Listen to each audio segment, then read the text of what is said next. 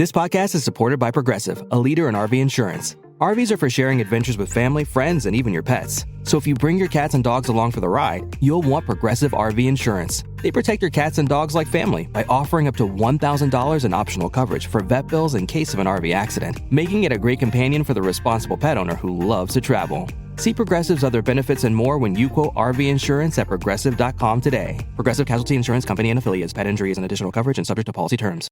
Back in the Stone Zone. Joining me now, retired Colonel Rob Maness. Rob Maness has a lifelong record of providing dedicated service to our country. He made the decision as a 17-year-old high school senior to enlist in the United States Air Force and has served in uniform as the country faced multiple crises around the world.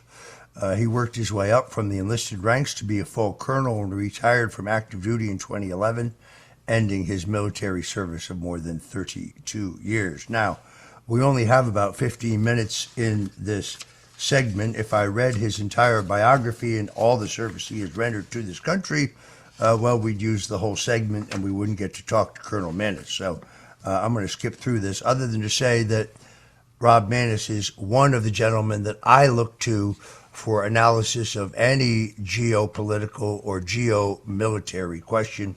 Someone who has my enormous respect. He is, as a private citizen, also an outspoken supporter of President Donald Trump and his America First agenda, and it is a great honor to have him today in the Stone Zone. Colonel Maness, welcome. Hey, Roger. Thanks for having me. So in our earlier segment, we focused on the strategic and commercial importance of the Panama Canal. Now, I worked in 3 presidential campaigns on the staff of Ronald Reagan in 1976 when he challenged Gerald Ford for the Republican nomination.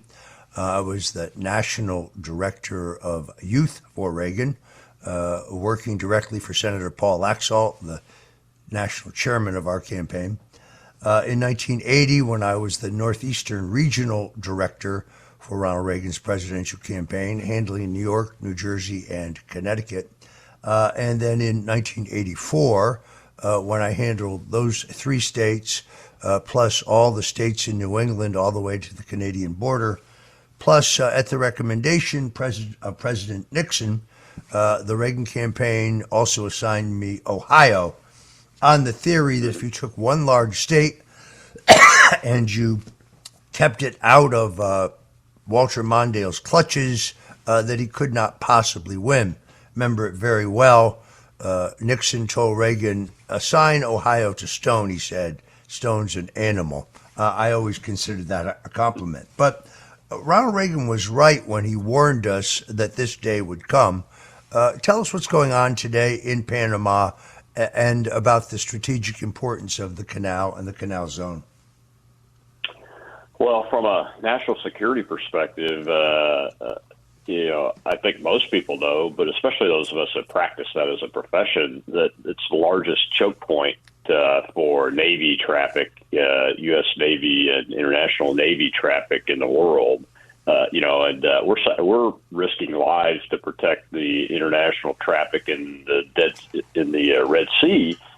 Because this is a critically important shipping lane. The Panama Canal is probably to the United States 100 times more important than that. But it goes way beyond just Navy traffic. China controls the companies at each end of the canal, the port companies at this point, and every company that's Chinese has a part of it, if not wholly owned by the Communist Chinese Party or the People's Liberation Army and Navy.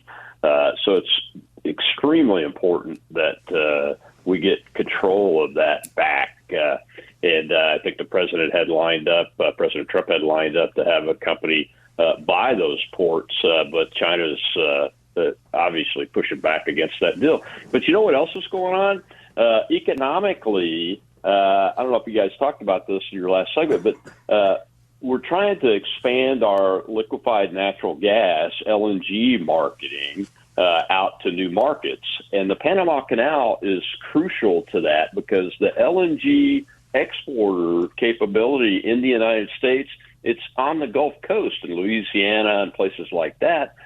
So that canal has to be able to carry that type of energy type product for us, so that we can easily get through there, get to the Pacific Theater of Operations, and deliver that to potentially new customers. So it's very much tied together from a national security and an economic security perspective. And obviously, with everything that's going on in the world, the more that we can have direct control over from a trade perspective, the better off our country's going to be. And I think the president's done the exact right thing with the tariff issue. I was pleased to see the Liberation Day yesterday. I still have a smile on my face with that, because it puts the manufacturing capability is going to come back to the United States that we have been offshoring for decades now, and it's made us weak. You know, China controls 90% of the precursor materials for antibiotics. We can't make antibiotics on our own without the Chinese Communist Party, so we have to bring that type of manufacturing back. But we also need the canal for free flow of our goods, especially with this LNG exporting effort to expand that going on. As someone who served his country at the highest levels of our military, I have to ask you about what has become known as Signalgate.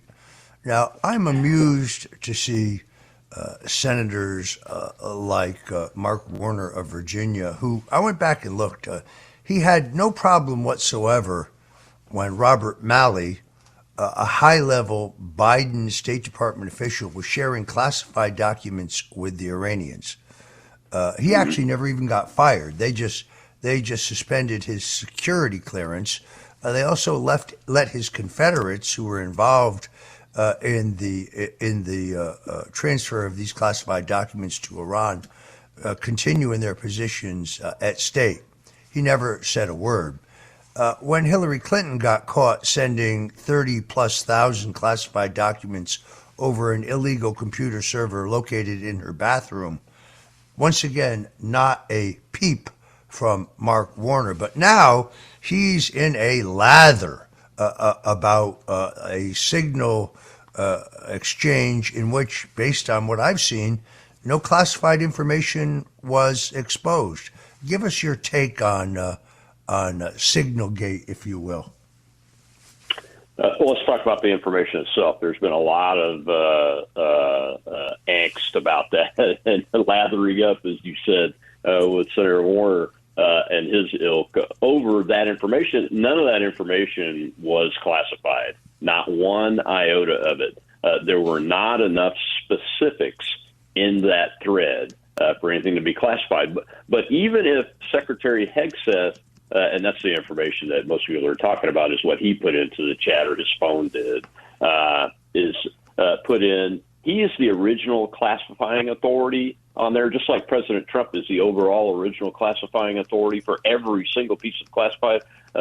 Secretary Hegseth, the defense secretary, is the OCA for that information. And even if it had been classified, if he chose to put that in there, it's declassified from that perspective. So now let's talk about Signal itself. It's an end-to-end encrypted chat. And this is one of the areas that I'm concerned about, is that the National Security Team and National Security Council team, especially under Mike Waltz, they got to get that stuff together. They have to investigate how that reporter Goldberg from the Atlantic, I mean, the worst fake news guy, Russiagate, all of it, the suckers and losers lie, all of that they tried to use to hurt President Trump and the team was due to that one guy. So that's a major issue, and I'm not seeing anything yet that makes me satisfied that team is cleaned up internally, and that they don't have people that have access to their information threads like the Signal chat that shouldn't have access to it. So Waltz has got to get that fixed. Now let's talk about the senators, because you didn't mention the Republican senator that has also joined in with Warner and is demanding a DOD Inspector General investigation of Hegseth over the Signal thing. My Senator Roger Wicker, I agree with him on a lot of things like increasing shipbuilding and returning to peace through strength instead of being in endless war policies when it comes to China. But I disagree with him on a lot, too. On this, I disagree with him. It's absolutely unnecessary, number one, because the National Security Council is the team that set that chat up. It wasn't the Department of Defense that set it up. So there's no reason whatsoever to investigate Secretary Hegseth or the Department of Defense over that particular issue. Look, I'm all for investigating the government. I don't trust hardly anybody in the government, but I do trust President Trump's appointees, and that they need the maximum flexibility possible so we can move forward and get the president's policies that we all voted for in place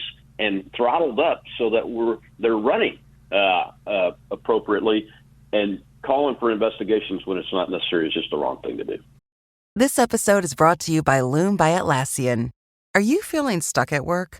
Get your team unstuck with Loom video messaging and move work forward. Use Loom to simultaneously record both your screen and yourself to share a quick update, provide feedback, train a colleague, and everything in between. Plus, add Loom AI to your meetings for instant written notes and recordings. Try Loom today at Loom.com. That's LOOM.com. Parents of tweens, if you're familiar with far-off drop-offs... Dad, stop, right here. Or get DMs about what's for dinner, you may be experiencing tween milestones. For your son or daughter, these can start at age 9. HPV vaccination, a type of cancer prevention against certain HPV-related cancers, can start then too. For most, HPV clears on its own. But for those who don't clear the virus, it can cause certain cancers later in life. Embrace this phase. Help protect them in the next. Ask their doctor today about HPV vaccination. Brought to you by Merck. This episode is brought to you by GMC. When you have 4 new tires, every drive feels fresh. Right now, buy 3 select tires and get 1 for just $1 during the GMC Certified Service Fresh Start Tire Event. Visit gmc.com/service offers or see dealer for full details. At participating U.S. GM dealers only. Highest or equal value tire will be $1. Offer ends 5/31/2025. Not available with other offers. Anyone can follow.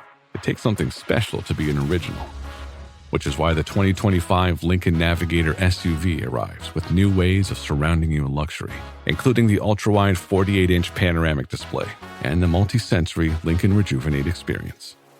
A true original never stops evolving.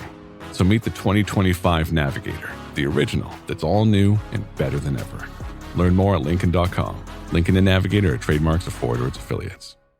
Yeah, I agree with that. This is beginning to look to me like an effort to get Hegseth, to oust Hegseth. Yeah. And that's because he was an outside-the-box, anti-establishment choice. He's the right choice. I strongly supported the president's nominee. When I defended this on a show with Chris Cuomo, it was amazing the way they twisted what I said. See, I don't trust any online service, encrypted or unencrypted. I frankly think they're all vulnerable to being hacked. They're all vulnerable to being monitored. So I always operate on the assumption that anything you put in writing online, you should assume that someone else is going to have the ability to see it. So don't say stupid things online. That's kind of my attitude. Right. I was defending these people, but if you read their story, it makes it appear like I was criticizing them, which I was not. But the Democrats have spun this up because, frankly, they don't have anything else to talk about. It was interesting to see Cory Booker, the senator from New Jersey, breaking the previously held filibuster record held by Senator Strom Thurmond of South Carolina, who spoke for 24 hours and 18 minutes without a bathroom break, I might add. Back in 1957, Cory Booker has now broken that record. He spoke for slightly longer, but strangely enough, with all that time, he never explained why, when he was the mayor of Newark, New Jersey, he authorized the Newark City Water Authority, known as Watershed, to pay $200,000 to his law firm, which he then put in his pocket. And when confronted by reporters, he said that he didn't vote for that. Yet, and they're hard to find, but when I found the actual formal minutes of the meeting, he was not only in the chair, but he also voted for the disbursement. Then he came up with 3 different explanations as to why he got that money. Once he said it had no connection to Watershed, that it was the buyout of his portion of the law firm. Another point, he said it was deferred compensation. I'll tell you what it was. It was graft. That's what it was. And he's never answered that question. I actually wrote a biography on him. It's called Spartacus, the real Cory Booker story. It's now out of print, but I might bring it back to tell you the truth. It may be time to put it back in truth. By the way, what you saw there was the launch of Cory Booker's presidential campaign, because he sees himself as a presidential candidate. By the way, he is the senator from Greenwich Village. He doesn't even live in New Jersey. Sorry. I hope to get a copy of that book, sir. I got to pull it out of mothballs. I published it when he was running for president, but his campaign was such a flop, didn't sell many copies. Yeah. But if he's going to run again, I may have to republish it again. When we come back, I'm going to ask Colonel Maness about Cuba and the fact that the Chinese have a very sophisticated spy station set up in Cuba. But I also want to know, do they have missiles? And if they have missiles, are they offensive missiles or defensive missiles? And do they pose the same danger that Russian missiles posed to this nation in 1962 when the Russians put them in Cuba? We'll be right back with Colonel Rob Maness right here in the Stone Zone, so don't go away. This is the Stone Zone with Roger Stone. The Stone Zone. Back with Colonel Rob Maness, retired. Colonel Maness led numerous combat operations during his military service, including as a bomb squadron commander in Operation Enduring Freedom and Operation Iraqi Freedom. Colonel Maness also served as an enlisted bomb disposal technician in 3 assignments countering terrorism before being commissioned and selected for flight training. He is a man who has put his life on the line for his country, and we are honored to have him with us today. I want to focus on that question regarding Cuba that I raised before the break. My wife is a Cuban American. She is one of those who fled the Castro regime, her family and she as a child. Therefore I have a special interest in the regime 90 miles off of our shore. Cuba was a great danger to the United States. Then with the fall of the Iron Curtain and the collapse, really, of the Russian economy, when they could no longer subsidize their comrades in Cuba, they became less of a danger to us. But now they seem to have been scooped up by the Chinese. It is indisputable that Joe Biden's administration knew they had a sophisticated spying operation set up on the Cuban island about which he did nothing. And some military experts tell me that they also have missiles, and that although those missiles may be defensive, with a very slight technological fix, they could be offensive missiles. What is the situation going on today between us and Cuba? Well, I think with President Trump coming into office, you're going to see the view of the United States from an official perspective change back to one of questioning why are the Chinese armed forces allowed to have bases on the island? Why are they being allowed to run these surveillance operations on the island? They're so close, as you reminded us, it's 90 miles away. So electronic surveillance capability that we have today is much more effective than it would have been even 10 years ago. Not just that, but there are cable lines that give them access to the digital networks inside the United States that they are able to get access to, being in such close proximity and uncontrolled. And I think, and I hope that we're going to see the national security team start putting pressure on the Cuban government again to get those forces removed.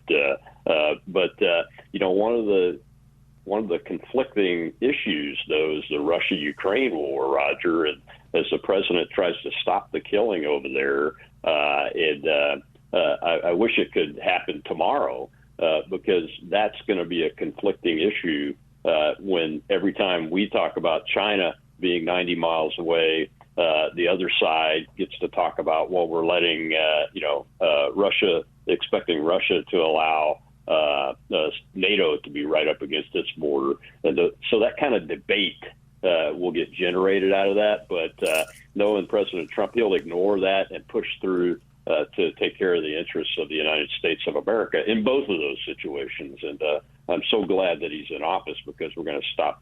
We're going to get the killing stopped in Europe and get that situation resolved. Yeah, I don't think it's an illegitimate argument, by the way. We signed the Budapest Memorandum in which we promised when the Russians united East and West Germany, or they allowed us to have it reunited, we agreed not to push Ukraine into NATO, which means not to mount NATO missiles on the ground in NATO aimed at Russia. We reaffirmed that in the Minsk Accords. We are in violation. Putin has made it abundantly clear that was his line in the sand. No, I'm not pro-Putin. I have many of my own family relatives mowed down by Russian tanks in Budapest in 1956. So they'll say, "Oh, Roger Stone's a rollover for Putin. He's a pro-Russian." No, not even an iota. Yeah. But I understand why the Russians might not want intercontinental ballistic missiles on their border pointed at their nation. All right, we're out of time. I want to thank my special guest, retired Colonel Rob Maness. He has a killer Substack that you might want to check out. But I appreciate your being with us, Colonel, and I appreciate your bringing your real-world defense and national security expertise to my listeners here in the Stone Zone, my friend. Thank you for being with us, and God bless you. Thank you, sir, and I hope to get you on the show to spend an hour with me talking about who killed John F. Kennedy now that all these documents have been released. I would be most honored to do so. For you out there listening to the Stone Zone, I want to thank you as well. Until we meet again, God bless you and Godspeed. And yes, God bless America.